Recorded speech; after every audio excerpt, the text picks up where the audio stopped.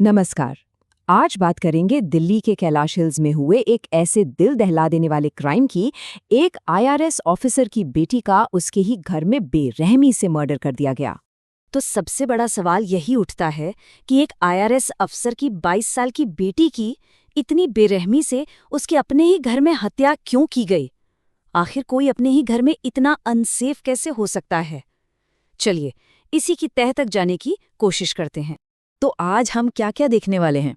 सबसे पहले बात करेंगे इस चौंकाने वाली घटना की, फिर देखेंगे कि आरोपी राहुल मीणा आखिर है कौन, उसका मकसद क्या था और उसने इस पूरे क्राइम को अंजाम कैसे दिया। इसके बाद हम उसकी फरारी और गिरफ्तारी की कहानी और फिर पुलिस की जांच और सबूतों पर भी नजर डालेंगे।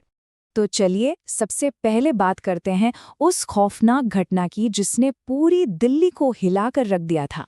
दिल्ली का पॉश इलाका कैलाश हिल्स, और वहां एक 22 साल की लड़की का उसके ही घर में सेक्सुअल असॉल्ट होता है और फिर उसकी हत्या कर दी जाती है। यही वो भयानक सच है जिसने पुलिस को फौरन एक्शन में ला दिया। तो अब आते हैं इस केस के सबसे अहम किरदार पर, यानी आरोपी राहुल मीणा पर। आखिर ये है कौन? चौंकाने वाली बात ये थी कि राहुल मीणा कोई अजनबी नहीं था। वो 23 साल का था और उसी परिवार में पहले डोमेस्टिक हेल्पर का काम करता था। मतलब ये भरोसे का कत्ल था। जब पुलिस ने इसकी कुंडली खंगाली तो पता चला कि वो बुरी आदतों के एक जाल में फंसा हुआ था। उसे मोबाइल गेमिंग और जुए की जबरदस्त लत थी। वो वेश्याओं के पास भी जाता था और अपनी पूरी की पूरी सैलरी इन्हीं सब कामों में उड़ा देता था। नतीजा, वो कर्ज के बोझ तले दबता चला गया। और इसी वजह से जब परिवार को पैसों में कुछ हेरफेर का पता चला तो उन्होंने उसे नौकरी से निकाल दिया। और बस यही वो बात थी जो उसके दिल में बदले की आग की तरह बैठ गई। तो अब सवाल आता है मकसद का। आखिर उसने ऐसा किया क्यों? पुलिस की पूछताछ में जो वजह सामने आई वो बदला, लालच और बेशर्मी का एक घिनौना कॉम्बिनेशन था। देखिए, दो बड़ी वजहें थीं।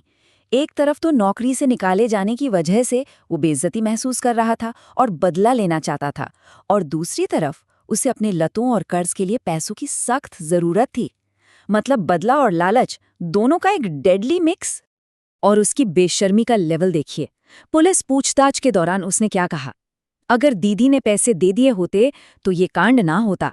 सोचिए, मतलब उसके लिए ये सब बस पैसों का एक लेन देन था।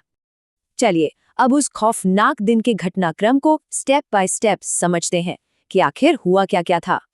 तो हुआ ये कि जैसे ही विक्टिम के माता पिता घर से निकले, वो एक डुप्लीकेट चाबी से घर में घुस गया। उस वक्त 22 साल की वो लड़की पढ़ाई कर रही थी। उसने उससे पैसों की मांग की। जब लड़की ने मना कर दिया तो उसने उस पर हमला कर दिया, जिससे वो बेहोश हो गई। इसके बाद वो उसे दूसरे कमरे में घसीट कर ले गया, एक डिजिटल लॉकर तोड़ा और फिर चार्जर की केबल से उसका गला घोंटकर हत्या कर दी। और आखिर में कैश और गहने लेकर वहां से फरार हो गया। अब इस जघन्य अपराध को अंजाम देने के बाद उसने भागने की पूरी कोशिश की, पर आखिर कब तक बचता? देखिए उसने क्या क्या किया। सुबह कैलाश हिल्स में क्राइम करने के बाद दोपहर में उसने लड़की का फोन आस्था कुंज पार्क के एक कूड़ेदान में फेंक दिया। फिर वो पालम रेलवे स्टेशन गया राजस्थान की ट्रेन पकड़ने, लेकिन ट्रेन मिस हो गई। शाम को उसने स्टाफ को घूस देकर द्वारका के एक होटल में कमरा ले लिया, लेकिन देर रात तक दिल्ली पुलिस ने उसे वहीं से गिरफ्तार कर लिया। उसकी गिरफ्तारी के बाद पुलिस ने केस को मजबूत बनाने के लिए सबूत जुटाने शुरू कर दिए, और पुलिस को एक बहुत ही जरूरी सबूत हाथ लगा। पुलिस ने विक्टिम का मोबाइल फोन उसी कूड़ेदान से बरामद कर लिया। अब उसकी कॉल हिस्ट्री और लोकेशन डेटा को खंगाला जा रहा है। जिन टैक्सी ड्राइवरों और होटल स्टाफ से वो मिला, उनके बयान भी रिकॉर्ड किए जा रहे हैं। और सबसे बढ़कर आरोपी ने खुद अपना जुर्म कबूल कर लिया है। लेकिन जानते हैं इस केस की सबसे डरावनी बात क्या है? आरोपी का बर्ताव। अधिकारियों के मुताबिक उसे अपने किए पर जरा भी अफसोस नहीं है।